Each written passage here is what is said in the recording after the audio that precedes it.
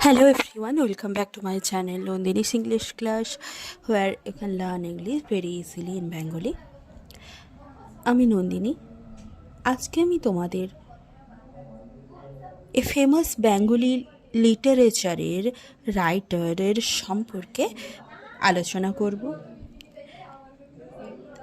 যার সম্পর্কে আজকে আলোচনা করব তার গল্প তোমরা প্রায় সবাই পড়েছো।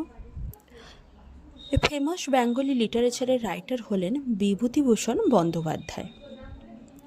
এই বিভূতিভূষণ বন্দ্যোপাধ্যায়ের নামের সঙ্গে আমরা সকলেই পরিচিত। তো চলো বিভূতিভূষণ বন্দ্যোপাধ্যায়ের প্যারাগ্রাফটা আমরা কিভাবে লিখব ওটা দেখে নিই। Bibhutibhushan Bandyopadhyay. Bibhutibhushan Bandyopadhyay was a famous writer of Bengali literature. Bangla সাহিত্যিকদের মধ্যে বিভূতিভূষণ বন্দ্যোপাধ্যায় ছিলেন বিখ্যাত লেখক একজন। He was born on 12 September 1894। তিনি জন্মগ্রহণ করেছিলেন 12 সেপ্টেম্বর 1894 খ্রিস্টাব্দে। His father's name was Mahananda Bandyopadhyay.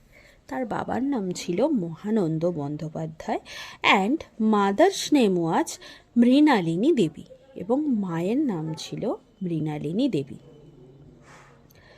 His early education was started at Bangaon high school. তার প্রথম দিকে পড়াশোনাটা তিনি শুরু করেছিলেন বনগাঁও হাই স্কুল থেকে। Then he completed his intermediate and graduation degree from Ripon College, which is now known as Surendranath College of Kolkata. তারপরে তিনি তার ইন্টারমিডিয়েট এবং গ্র্যাজুয়েশন ডিগ্রিটা কমপ্লিট করেছিলেন রিপন কলেজ থেকে। এখন যেটার নাম সুরেন্দ্রনাথ কলেজ, ওই সুরেন্দ্রনাথ কলেজের আগে নাম ছিল রিপন কলেজ, যেটি কলকাতাতে অবস্থিত ছিল। Later he worked as a headmaster at Jangipara high school. তারপরে তিনি জঙ্গিপাড়া হাই স্কুলে প্রধান শিক্ষক হিসেবে নিযুক্ত হয়েছিলেন। He also worked at Harinavi Anglo Sanskrit institution. তিনি আরও কাজ করেছেন, তিনি শিক্ষকতা করেছিলেন এই হরিনাভি অ্যাংলো সংস্কৃত ইনস্টিটিউশন যেটা ছিল, সেখানেও তিনি শিক্ষকতার কাজ করেছিলেন। হি রোট মেনি নোভেলস। তিনি অনেক উপন্যাস লিখেছেন। অ্যামং দেম, তাদের মধ্যে দ্য ফেমাস নোভেলস আর, যেগুলো বিখ্যাত উপন্যাস, আমরা যেগুলো সবাই প্রায় জানি উপন্যাসগুলো, পথের পাঁচালী। এটি হচ্ছে একটি বিখ্যাত উপন্যাস, এটি খুব সুন্দর একটা উপন্যাস। অপু দুর্গার কাহিনী এতে আছে। পথের পাঁচালী, অপরাজিত, অরণ্যক, দেবযান, ইচ্ছামতি, চাঁদের পাহাড়, etc. This great writer died on 1st November in 1950.